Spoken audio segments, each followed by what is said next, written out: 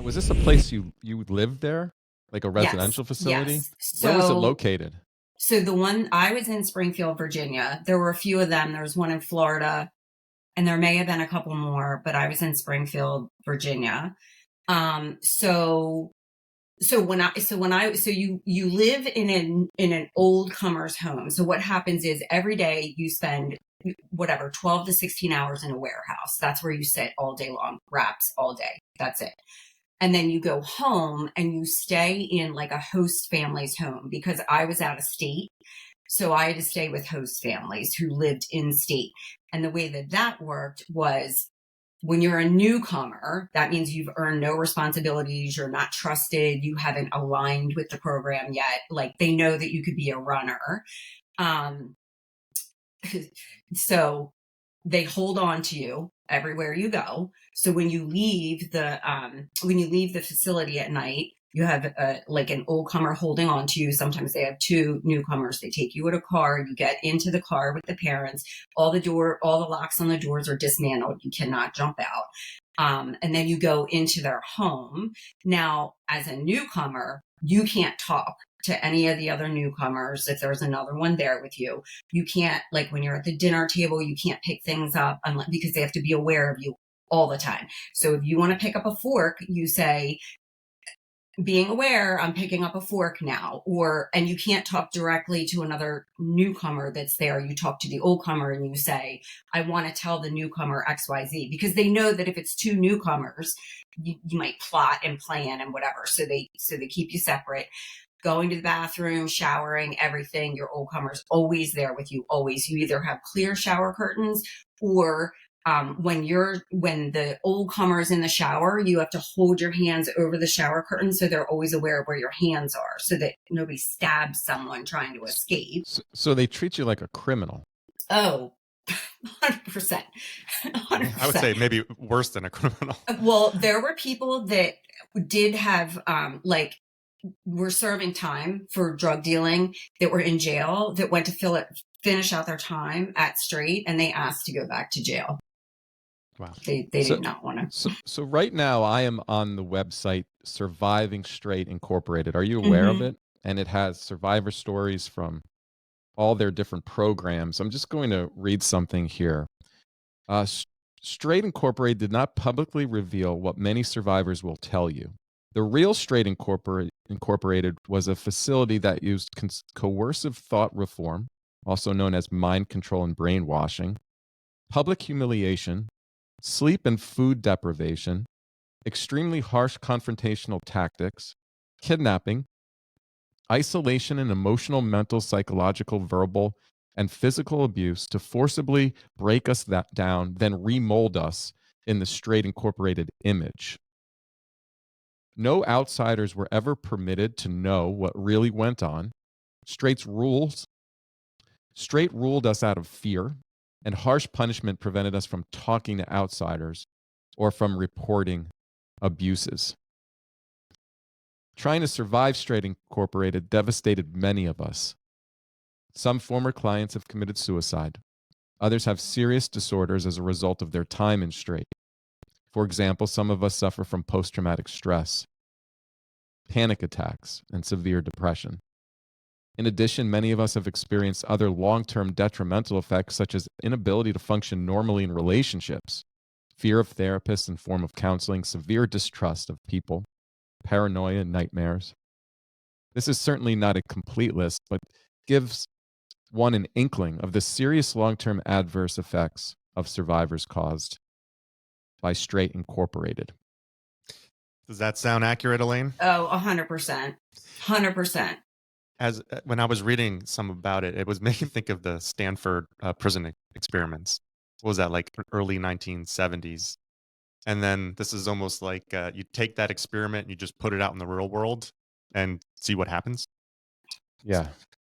It's unbelievable because, I mean, it kind of represents the viewpoint of problem behavior or emotional or behavior disorders in childhood during that period of time. That it can be modified through fear and just... Well, it was break you down and then build you back up. And by break you down, it would, we were in wraps all day is what they were called, and they would have various topics. What does that And there mean were in raps? so kind of like group therapy sort Okay. of. Yeah. But we called them wrap sessions. And I'm guessing there were 150, 200 kids in the warehouse in the room. Guys were separated on one side, girls on the other. They'd have wraps with both male and female, and then we'd have separate wraps for girls. But a topic would come up, you'd have to do this thing called motivating. So you didn't raise your hand. You had to aggressively like raise your hand and flap your hands to show how much you are committed to this topic and that you want to speak. And if you don't do that, you're not working the program. That's part of it. But then you would stand up and you would talk, or you would get stood up. And if you weren't working the program, or they didn't feel like you were getting real about your feelings, that's when everybody would call. It's called motivating. Would motivate like crazy. The staff member, remember these kids are like 16, 17 years old, would call someone out. And if you weren't working the program, or if they thought you weren't being honest about your feelings, or if they thought you were talking about something and you weren't emoting enough, they'd start screaming at you. They'd get in your face. They'd yell at you, you're a slut. They did that to the girls a lot. They'd bring up things that you talked about in previous groups to prove that you're this way. You ruined your family. You ruined your mother, your father, your sister, anything they could do and they would do it. And it was called marathoning. So if you didn't break down when the first person did it, and they'd be like, who else wants to talk? And everybody would flap. And we had those industrial plastic chairs that are like linked together. And some people they would start motivating so hard that all of them would break apart. And then you knew you were going to get blasted. But that was a regular thing. That happened all the time. That was like the daily rap sessions. And this might sound extreme, like something like this rarely occurs, but it did set the foundation for the entire troubled teen industry, whether you're talking about some of these wilderness camps or so forth. Mm-hmm. I mean, we still have heard and come across situations where a teenager is taken from their bed Mm-hmm. in the middle Yep. of the night Yeah. and like thrown into a van like they're being kidnapped, It happened to a lot removed in from their street. family, Right. and to be taken and driven to a quote unquote wilderness camp for behavioral problem teens.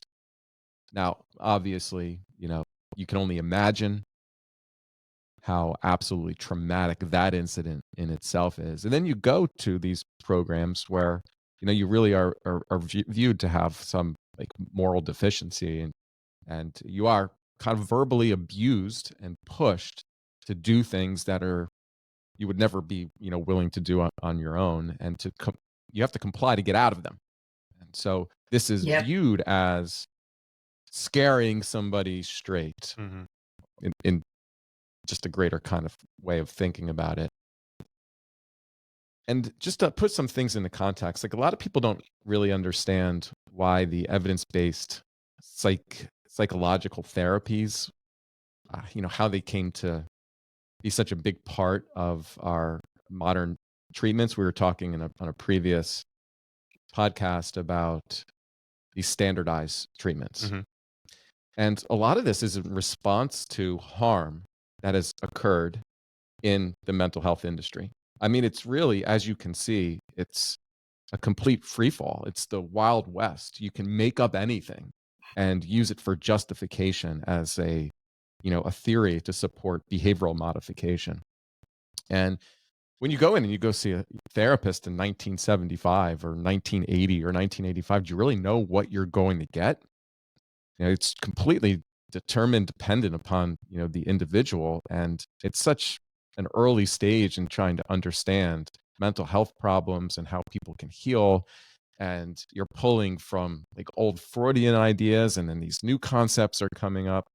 So in academia and cognitive behavioral world, and they wanted to study these concepts, create these standardized therapies, measure them in wait list controls against other treatments, and then to determine is their efficacy. If someone's really depressed and I create this treatment and I standardize it and I compare it to control groups, is it a better treatment? Is it safe? Is it effective? Does it decrease symptoms? That's a reasonable and logical evolution in all this. Now, as you continue to grow and understand, you come to the conclusion that trying to mass apply a standardized treatment to everybody doesn't have great results. But yet you might still be able to isolate certain interventions that are really important. Like, for example, what do we learn about exposure, Mhm. right? When is it appropriate to revisit memories that them in itself are creating problems in day to day? If someone is obsessive, compulsive, if someone has an eating disorder, whatever it may be, what do we need to include to be able to help that person to recover, right? Yeah, I would think a safe environment for that to happen is the most important thing. Sure. And there's behavioral science that is used in behavioral modification. Mhm. We do it with raising our kids, we do it in classrooms. That is not abusive and doesn't have detrimental effects on kids, right? Timeout is not abusive. Mhm. Um, I had to use it last night. I'm sure you have. You're at that age. And Like, I'm teaching him how to breathe properly. good luck. That's No. good. Having a structured home environment, right? Praise, some punishments, Mhm. like natural consequences, reinforcing behaviors you want to see. But to look at teenage behavioral problems from such a limited view without understanding the context in which they are experiencing these problems, right? To take it all off the family environment and use a teen as a scapegoat is one of my big problems with the psychiatric industrial complex.